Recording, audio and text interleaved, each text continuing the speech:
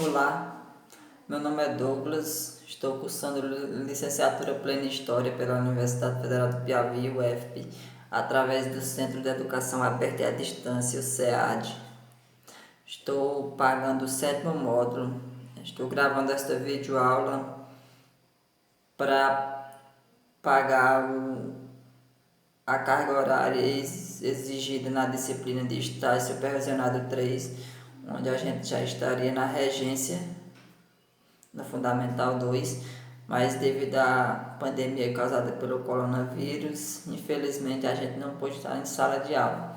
Então a gente tem que gravar uma videoaula para cumprir a carga horária exigida pela disciplina. E lá vamos nós nessa tentativa aí nova para a gente, né? O ideal seria a gente estar em uma sala de aula para realmente conhecer a realidade da nossa futura profissão, mas os acontecimentos não nos permitem que a gente possa estar em sala de aula. Então a gente vai fazer uma tentativa aqui de uma videoaula. Não vamos garantir que vai sair as melhores possíveis, a gente vai fazer o possível dentro das nossas limitações. Então eu escolhi um assunto do 7º ano do Fundamental 2, né? Onde na minha videoaula a gente vai trabalhar um pouco sobre os primeiros tempos da colonização, para a gente entender melhor como se deu o início dessa colonização, né? Então, em 1500, né, uma tropa chefiada por Pedro Álvares Cabral chegou no atual litoral da Bahia e dominou aquelas terras. Então, foi dominada aquelas terras no período de 1500. Então, com o objetivo de defender as terras, as novas terras conquistadas de outros europeus, né, como os franceses ou ingleses que viajavam por aquela região, os portugueses decidiram colonizar as terras conquistadas, né? Então, eles deram início à colonização em 1530. Né? Você poderia perguntar, mas professor, o que é colonizar? Né? O que é colonizar? Colonizar é dominar um determinado território e fazê-lo produzir riquezas. Riquezas estas que seria em benefício do país dominante. Ou seja, o reino de Portugal iriam colonizar as novas terras que eles consideravam descobertas nas Américas, e as riquezas oriundas daquela terra seriam do reino de Portugal, ou seja, seria do país dominante, onde o país seria responsável por aquelas terras e pelas riquezas oriundas delas também. Então, eles deram início à colonização em 1530. Este período da colonização durou aí quase 300 anos, né? De 1530 a 1822. Foi o período colonial, que é até considerado pelos historiadores como período colonial ou Brasil colônia. Então, os portugueses, ao chegarem na América, no Novo Mundo, considerado por eles, entre aspas, Novo Mundo, o que tornou também a Europa como, por consequência da descoberta das Américas, tornou a Europa como o Velho Mundo, ou Velho Continente, e as Américas como o Novo Mundo, ou Novo Continente. Então, os portugueses, a princípio, né, à primeira vista, tiveram uma visão de um país, de um local belo, né, com belas paisagens naturais, com uma fauna e uma flora riquíssima. Então, de um lado, eles se embelezaram, ou se encantaram pelas belezas naturais do novo mundo, do novo continente, das novas terras conquistadas. Mas também, como não conheciam, né, por consequência do não conhecimento dessas novas terras, eles tinham um certo receio, tinham um imaginário surreal. Eles pensavam em coisas inexistentes, em bichos inexistentes, em coisas que na verdade não tinha cabimento, não existia. Eram umas coisas surreais, mas eles poderiam pensar, eles pensavam que poderia ter nesse novo continente essas coisas surreais ou inexistentes, que na verdade nunca existiram, mas na imaginação deles sim existiam, poderiam existir. Então, de um lado à primeira vista eles tinham uma beleza encantadora, né, pelas belezas naturais, pela fauna, pela flora, e por outro lado eles tinham aquele receio por não conhecer e por imaginar coisas surreais ou inexistentes. Então, e os índios, eles consideravam como selvagens ou cruéis, né? Então, eles tinham esses dois lados, né? A gente tinha essas duas visões em relação às terras conquistadas. E no período da colonização, bem no início da colonização, a principal fonte de renda, a principal economia, o que girava em torno da economia das novas terras era o pau-brasil.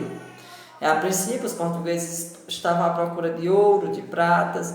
Como não encontrou, né, nessas novas terras, eles não encontraram, então a única coisa que eles encontraram de valor, né, que tinha alguma serventia econômica para eles, era realmente o pau-brasil. Então eles decidiram exportar o pau-brasil. O pau-brasil tem um tronco avermelhado e eles utilizavam na fabricação de um corante para atingir tecidos. E tinha em abundância, né, nessas novas terras, no litoral dessas novas terras conquistadas, eram muitos as quantidades de pau-brasil, então eles decidiram exportar das Américas para a Europa. Então, querendo ou não, o pau-brasil foi a principal fonte de renda econômica do início da colonização, né? Aí segundo alguns estudiosos, foi por causa do pau-brasil encontrado em todo o litoral do novo continente, né? Ele é encontrado facilmente em todo o litoral. Então os portugueses passaram a chamar as novas terras pelo nome que tem até hoje de Brasil. Então foi devido à quantidade de pau-brasil que existia nestas terras que se deu o nome de Brasil. Então a gente também pode destacar, né, os índios em 1500, com a chegada dos portugueses, né? Estudos atuais revelam que por volta de 1500 viviam no atual território brasileiro mais de 1000 povos indígenas, com crenças, hábitos, costumes, formas de organizações específicas. A esse conjunto de valores e práticas sociais, nós damos o nome de cultura, né? Ou seja, eles tinham uma cultura, os índios tinham, tanto é que até hoje ainda tem uma cultura. O costume, crenças religiosas, hábitos distintos, né? Então esses povos eles falavam cerca de 1.300 línguas distintas, agrupadas em 2 troncos linguísticos, o tupi e o macrogé. Mas haviam outras famílias linguísticas também, como o aruaque, os caraíba da região amazônica. E também tinham o tronco, de modo geral, né, os povos do tronco linguístico tupi, eles viviam no litoral.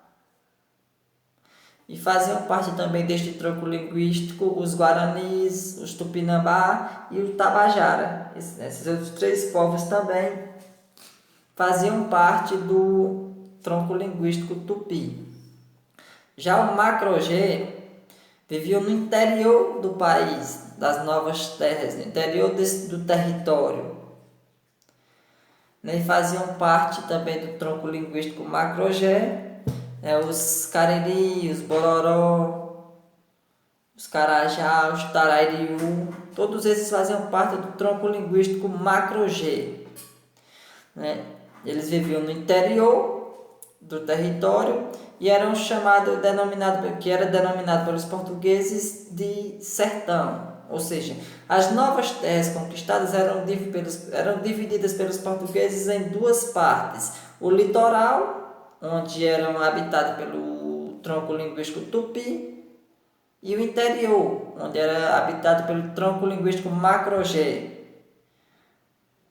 e era denominado de sertão pelos portugueses. Então, tinham esses dois troncos linguísticos. Mas aí vocês poderiam perguntar, mas professor, o que é tronco linguístico? Tronco linguístico nada mais é do que um conjunto de famílias de línguas e forma de classificar os povos, pelas origens e semelhanças linguísticas. Também poderia ser hoje a língua portuguesa. Quem fala a língua portuguesa é um tronco linguístico distinto.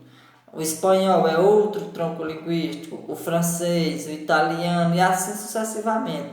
Então os índios também, apesar de serem índios, todos humanos, todos seres humanos, mas falam vários grupos distintos, como nós também hoje em dia, seres humanos normais, iguais e diferentes, diferentemente iguais, igualmente diferentes, falamos diferentes tipos de língua. Então, cada um pertence a um grupo linguístico distinto.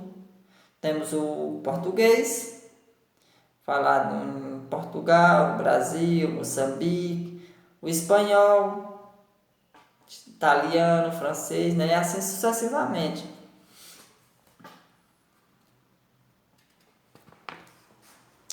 A gente também teve a questão do choque cultural. Os indígenas eles não conheciam dinheiro, nem noções de acumulação de bens, bens ou terras, eles não tinham essa noção. Por outro lado, já os portugueses procuravam se apropriar das riquezas e das terras indígenas. Os índios eles tinham suas crenças, suas culturas, seus costumes, tinham o hábito de andar nus.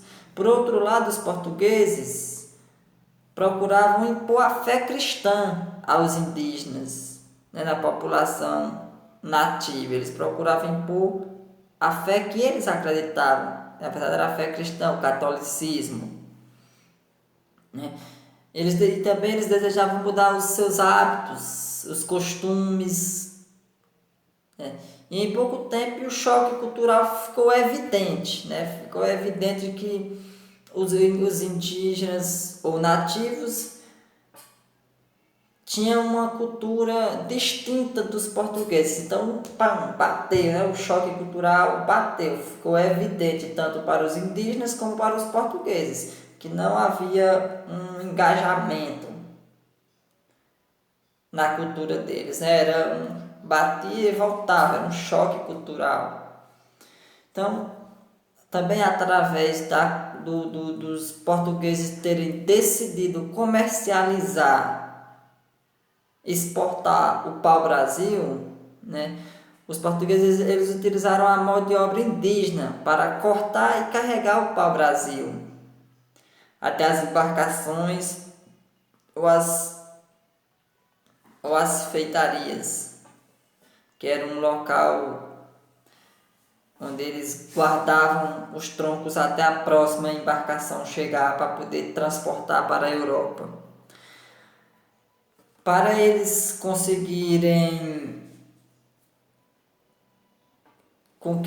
fizesse com que os índios fizessem esse trabalho, eles de cortar e carregar os troncos do pau-brasil, em troca eles davam espelhos, pentes, facas, machados, foices, e coisas oriundas, coisas simples que eles utilizavam no dia a dia na Europa e que eram desconhecidas dos índios. Então eles enganavam os índios, era uma espécie de troca.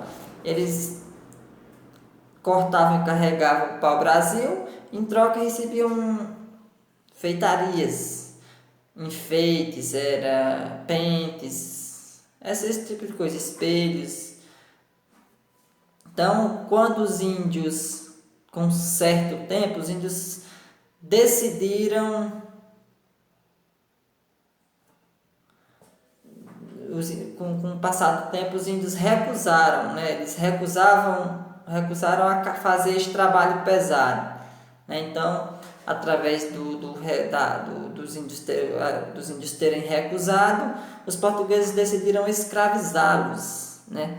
E para justificar a escravização dos nativos, eles utilizaram vários argumentos, né, para os europeus, como os índios eram selvagens, bárbaros, criaturas sem almas, inferiores aos europeus, e por isso eram passíveis de serem escravizados, né? Então, outro aspecto muito importante, né, foi a questão da visão etnocêntrica, né? Que teve no choque cultural, teve a visão etnocêntrica. Vocês poderiam perguntar, mas professor, o que seria visão etnocêntrica, né? Ou etnocentrismo, né? É uma forma de ver o mundo na qual toda diversidade cultural é julgada de forma negativa e segundo os parâmetros da própria cultura. Os europeus, por exemplo, eles viviam suas línguas, suas práticas culturais e ideias religiosas como um modelo de civilização a ser alcançado, ou seja, eles consideravam que o certo era somente aquilo que eles praticavam e que as outras nações, os outros nativos, os nativos e outras pessoas teriam que se adequar aos costumes, à cultura, aos atos religiosos deles. Então, eles consideravam que os corretos seriam apenas as práticas deles e não as outras. Né? Teve também as capitanias hereditárias, né? A gente for analisar bem, foi um curto período da colonização que perdurou essa capitania hereditária. As capitanias hereditárias elas foram de 1534 a 1536, né? Onde o reino de Portugal decidiu doar as terras para 12 nobres portugueses, né? Tinha algumas restrições nesses 12 nobres portugueses, eles tinham restrições, ou seja, eles não podiam vender as terras, e eles eram chamados de capitões donatários, né? Eles podiam usufruir do que a terra lhe oferecesse, né? Dos seus direitos e eles poderiam usufruir dos seus direitos, né? De tudo que fosse oriundo da terra, mas não podiam vender.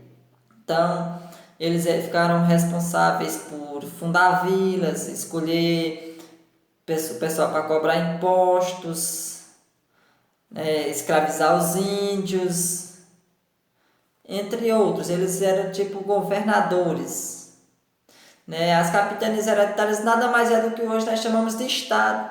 O estado de Piauí, Pernambuco, então tem as capitanias deles, né? E os capitães donatários nada mais é do que os governadores que hoje nós temos hoje na nossa democracia atual. Nós temos os governadores que governam os estados, então tinha os capitães donatários que eram responsáveis pelas capitanias hereditárias. Então, né, trazendo para a realidade, é o que o Estado, a função do Estado hoje era a função das capitanias hereditárias, né?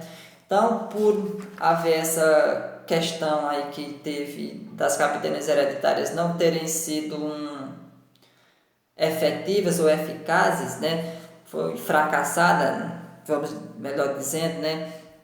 Teve um fracasso, fundiu, não deu certo implantar esse sistema de governo na colônia.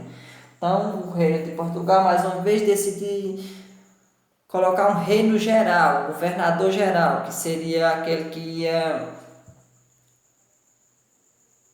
tomar de conta de toda a colônia, de todas as terras conquistadas, apenas ia centralizar o poder em apenas uma pessoa, ou seja, teria um governador geral, né? Era o governo que estaria ali responsável por tudo, por gerir aquela colônia, por escolher o pessoal para arrecadar os impostos, por escravizar ou escolher alguém para escravizar os indígenas. Então teria o poder estaria centralizado em uma única pessoa que denominamos de governador geral. o que hoje na nossa democracia nós temos o presidente. Naquela época seria o governador geral quem iria governar tudo, né? Então, para ter esse papel, o reino de Portugal mandou para as novas terras Tomé de Souza. E junto com ele veio aí em torno de 1.000 pessoas, entre escravos, entre os cobradores de impostos, né, soldados, em torno de 1.000 pessoas, né. Aí também tinha a questão da catequização dos nativos, onde todas as viagens marítimas, ou quase todas as viagens marítimas dos portugueses, eles contavam com a presença de um padre jesuíta, né, onde para eles a presença desses jesuítas trazia um conforto na viagem, uma segurança, por serem considerados pessoas divinas de Deus. Eles teriam aí uma segurança na viagem, né? Se sentiam mais confortáveis. E também os jesuítas vinham com a missão de catequizar todo aquele pessoal que os portugueses tivessem contato, né? Com quem os portugueses fossem tendo contato, eles iriam ter a oportunidade de catequizar e fazer com que eles iriam catequizar eles e fazer com que eles se convertessem ao catolicismo, né? Então, os padres jesuítas teriam aí duas funções, né, nessa questão toda: a de dar uma segurança maior às viagens, né? Seria um representante da igreja, um representante de Deus, então eles consideravam que estariam mais seguros nessas viagens, e de catequizar com quem os portugueses tivessem contato. Eles teriam a missão de catequizar aí, né? Então, teriam aí essas missões os padres jesuítas. Então, acho que deu para entender mais ou menos, né, como foi o surgimento aí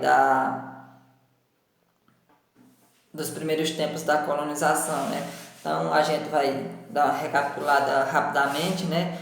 Que foi quase 300 anos de colonização. Os portugueses, os historiadores denominaram este período da colonização de período colonial ou Brasil colônia, né? Então